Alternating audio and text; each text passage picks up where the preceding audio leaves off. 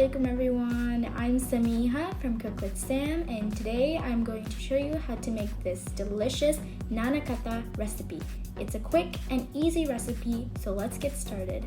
Before we get on to the video, make sure to subscribe if you like what I do here, and also click that notification bell to get notified whenever I upload. Now without further ado, let's get on to the video.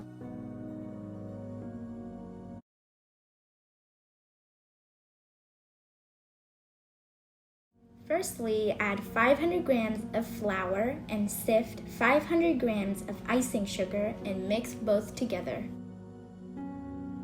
Then add 1 tablespoon of baking powder and mix it well. And then add ½ teaspoon of salt and mix it again. Next, add 200 grams of butter ghee and mix again.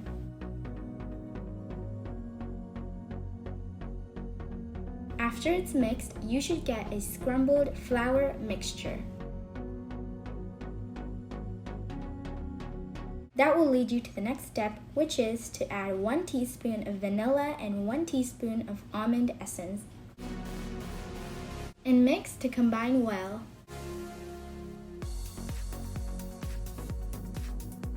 The next step is to add oil as needed to prepare the dough.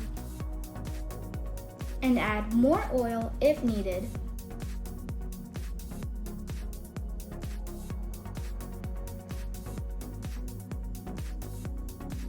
Then roll small balls and flatten the top. Next, place the Gnanakatha on an oil-greased pan.